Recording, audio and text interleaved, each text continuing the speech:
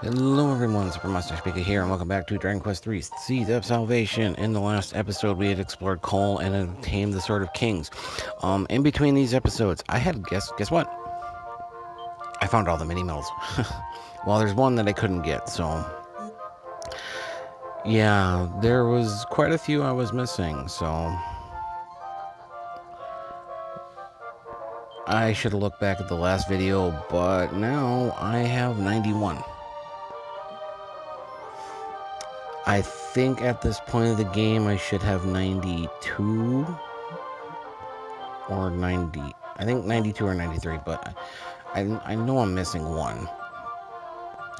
And I think I know where it is, and it would be too much of a pain to try to go get it. But anyways, because we turned in 85, we got a dragon robe.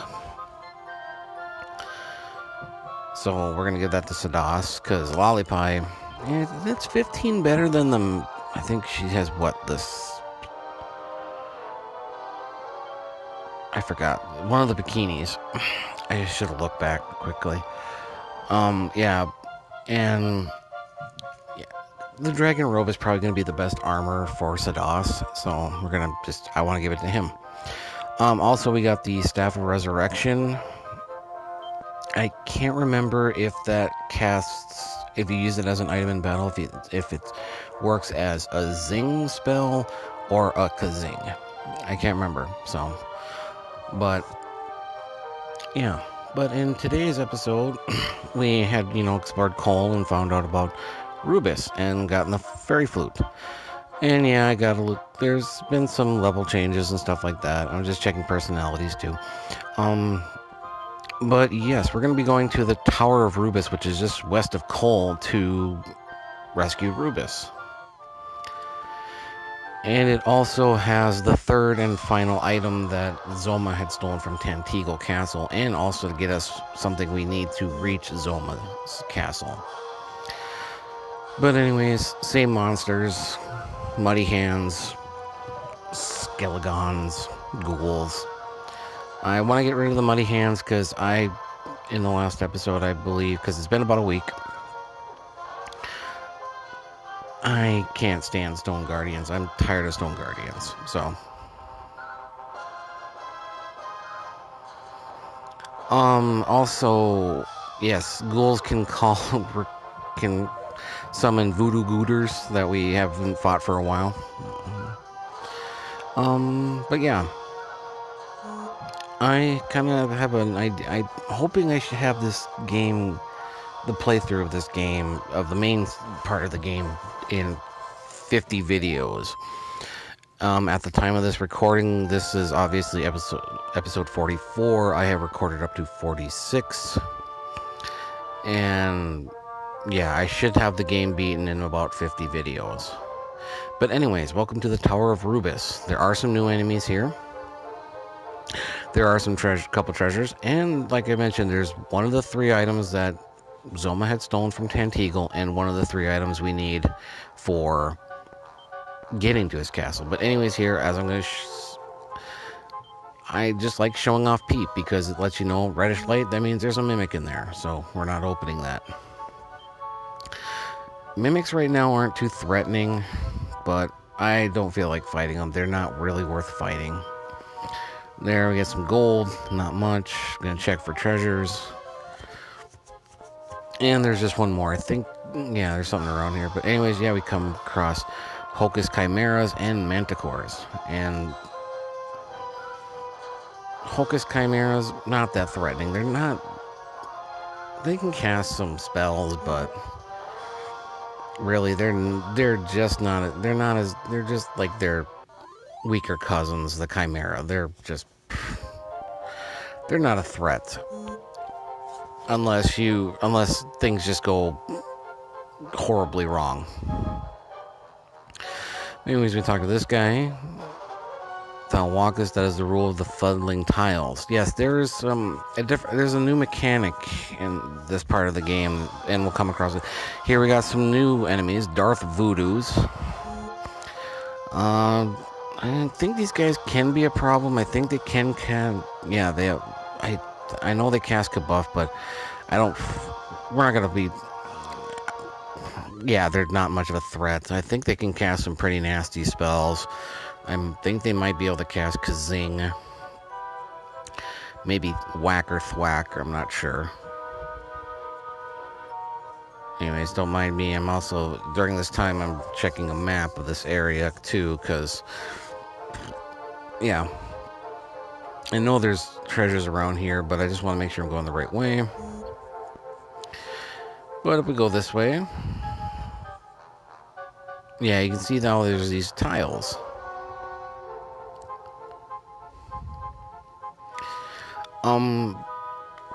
So yeah, there's different, like, with this, it would be like up and down become left and right become down and up, and it goes around in different, so. Anyways, here we got some treasures. I'm just checking to see here. I'm using a map while I'm doing this, while doing this, so. Or a guide, I mean. Or I could just be like, I'll just use Peep. And here we find a strength ring. The mighty armlet is better, so I'm not even going to use that. I don't have really a reason to sell it either, so that one's a mimic.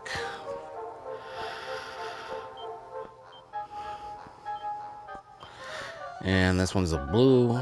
This one has 960 gold. And we're going to need as much gold as we can to get a few more items here. And then in this one we find another mini metal that puts us up to 92. I don't know why I said it like that, like 92. Anyways, I digress. And yeah, these are kind of interesting. I mean, if you didn't know at first, it was, yeah. See, I kind of goof up here a little. I goof up, and it's like, well, not intimidating because it's either up and down, down or up. Because I keep forgetting this one is the difference between the last one is different. So, but there we go. And then here we find a care ring. Not really going to use it. Don't have much of it. I don't have much use for it. And here we get a seed of life. And here we get a Stormlord sword. Not as strong as the Sword of Heroes or King of Sword of Kings, or yeah, not as strong as the Sword of Kings, and not as good as the Headhelm's axe or Headman's axe. But with the Stormlord sword, if you use it as an item in battle, it actually casts Sizzle, so it's pretty good. And it also sells for a lot of gold, but I have no reason to sell it, so we're going to continue. Now I could just use safe passage and go around, but no point, because we want to get used to this mechanic, because we're going to have to deal with it some more through this tower.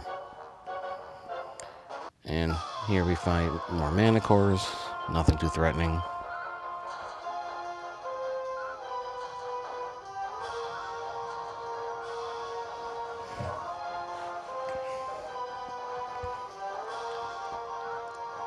But I was trying to think.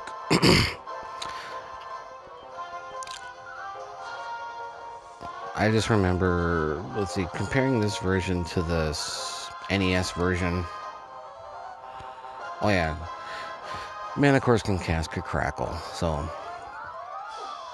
that can be kind of a pain, but no worries. And let's see here. No, actually, I find the original NES version way harder than this, but also you can make this version more difficult by, setting yourself with personalities that are not that great to, using a different party, instead of having a priest. You might want to see how far you can get using thieves and merchants. Thieves are a good class, but they don't give any healing magic, and or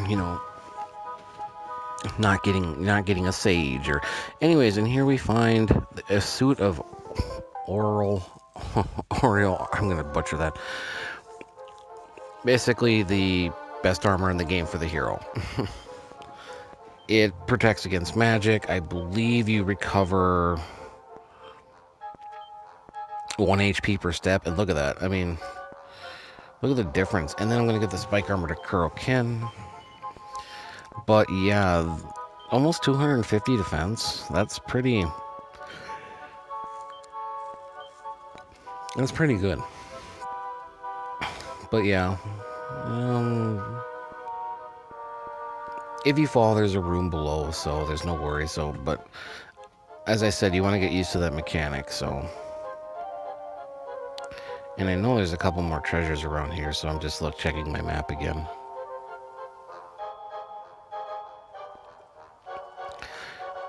Yeah, we should go back. Yeah, there's nothing up here. Let's go back down. And we'll go up here. Or not. Let me check something.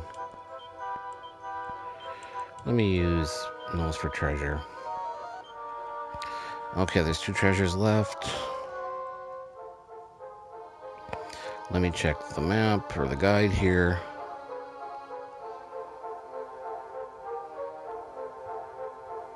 Okay. Okay, just checking it through again.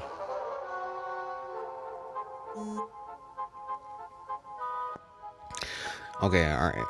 Yeah, the guide I'm using is on the Dragon Quest wiki, or the strategy wiki. It basically follows the NES and the Super Nintendo version and the Super Famicom version, so some of the items are different.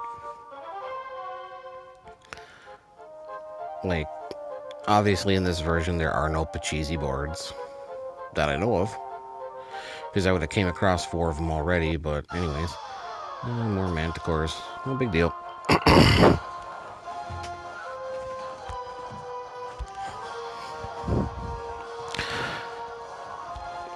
Crackle.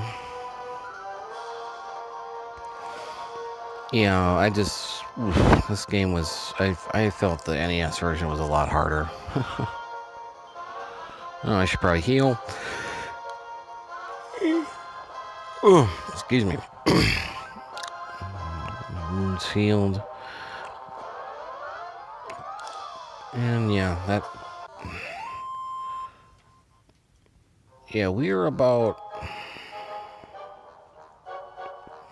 with this part of the game, we're about, I'd say about 60% through. Here we get mini medal number 93, or 94, I think. So I think there was a mini medal in the area by the skull, so. Anyways, here you want to, in this part, we actually want to fall down, I believe. Just checking the guide. Because I don't think we can go through here. I think we need to actually fall down.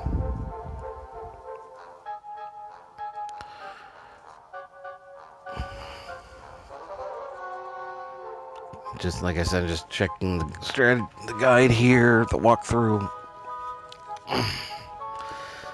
And yeah, we do. We want to fall down this way, because then we can enter through here. There's a door. I don't think it matters which direction you go. I don't think there's anything to the right. Here, you just want to walk across, because I think you fall down back to the first floor. So, continue. Up this way, there's another stairs. And we keep going. I mean, yeah, there's not a whole lot to talk about this episode. I mean, we're just trying to get where we can. And here...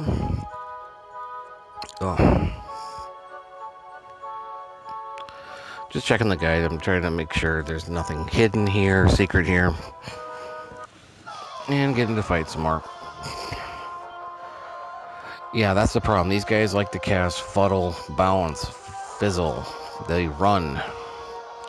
And they just made Kuroken confused, and he's gonna hit like a ton of bricks. In the NES version, there is a way to cure confuse or chaos, as it was called. You would hit your own party member.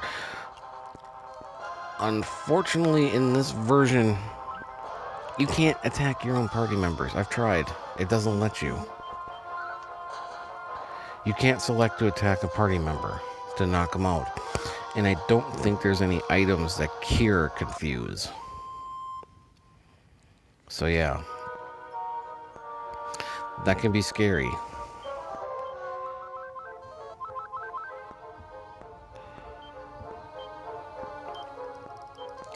Okay, there's. I should have done that instead of checking this damn guide. I don't really need to use a walkthrough.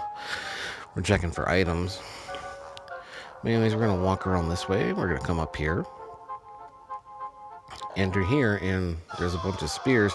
Here, Ursa Megas, we fought enough of them. Liquid metal slimes, we fought enough of them.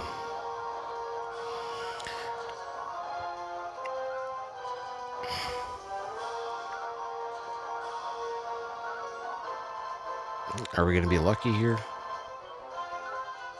Got 2 hits on him, and little bugger ran off. Oh well.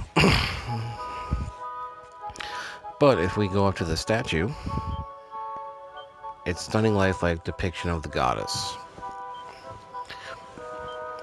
So if we use where did I put it? If you remember what one of the villagers said in Cole, to rescue Rubiss, we need the fairy flute. So we'll play the fairy flute here.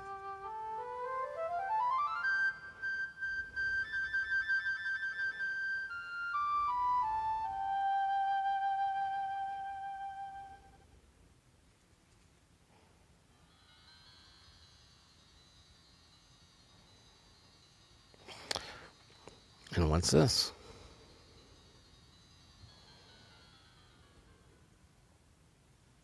Hey, all right. Has the curse been lifted? Thank you, Akaro. Thank you 1,000 times over. I am Rubiss, mother to the land of Alefgard.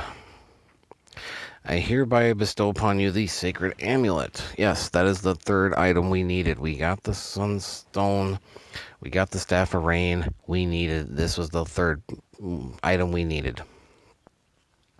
And I would see peace return to this land. And yet she turns, or she leaves. Okay, but we search here. There's nothing here. And this sacred amulet, it increases your luck by 30. I do believe it prevents you from instant death. I could be wrong. I think it protects you from instant death spells.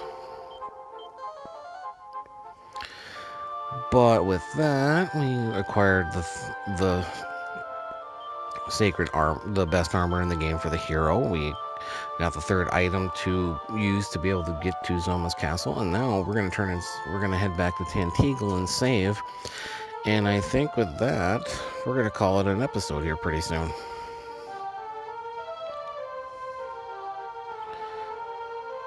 And we're close to almost 95 mini medals. Well, I think we'll have 95 in the next episode. And then with this, we have the southeast area of Alefgard left to explore. So that's what we're going to actually probably do in the next episode. I may or may not do some level grinding in between episodes. And we're going to go up here. We're going to save with the king, obviously. And let's see here. How far are we till level? 35, 23,000, 20,000. Sadas is less than 45, is about 4,500 away. But yeah, with that, in the next episode, we're going to explore the southeast area of Alefgard. This has been Super Mustache Pika. Have a nice day.